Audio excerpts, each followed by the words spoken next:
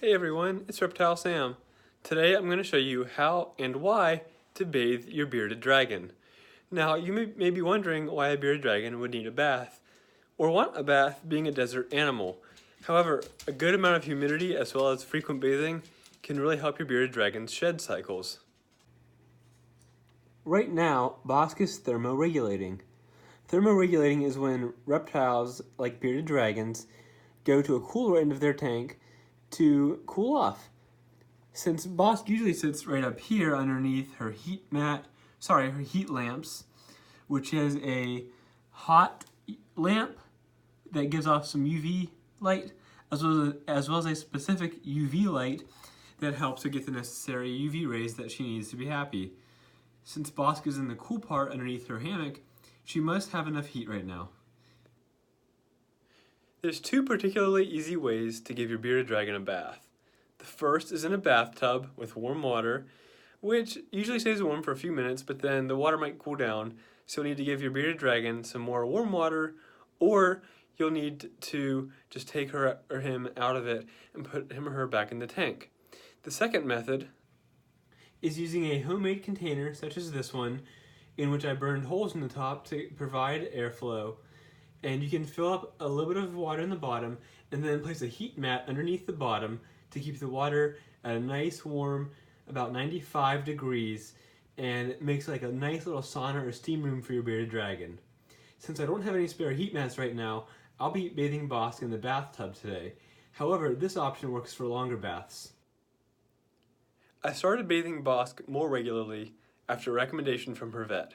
Bossk lost a total of 3 toes over the matter of a few weeks from bad shed cycles when the shed got stuck around her toes. So that was pretty scary, but the vet said everything was going to be okay, and the biggest thing was to give Bossk frequent baths to help stuck sheds come off. Now, part of this can be due to nutrition, so you want your bearded dragon to make sure that she gets plenty of vegetables, especially as an adult. Adult bearded dragon's diet should be made up of no less than 50%, but preferably up toward 90% vegetables. This includes leafy greens like collard greens and mustard greens, parsley, and even like carrot tops, celery leaves, and there's a few other vegetables that will be great for them, but carrots and sweet potatoes provide a great amount of vitamin A for your bearded dragon to help during their shed cycle.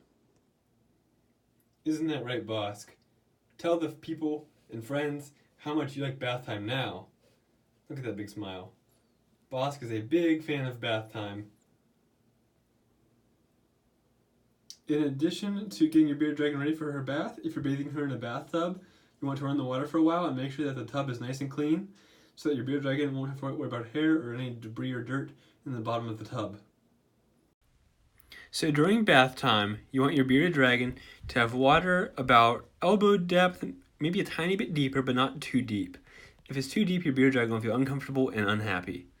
The most important thing during bath time is to get your bearded dragon's skin nice and hydrated so he or she will have a nice clean shed cycle. This will help, especially the toes and feet, where skin is likely to become stuck like it did for Bossk during a shed cycle. As long as your bearded dragon's toes are fully submerged under the water, she should be okay. Now that Bossk has gotten to have a nice spa day, opening her mouth a little bit, I'm going to go ahead and put her back into her tank and let her enjoy the nice warm heat lamp for the last few hours of the day. And so, as Bossk can tell you, I'm Reptile Sam, and I'll see you guys next time. If you have any questions, please let me know, and we'll be here and ready to send you guys off with a new video.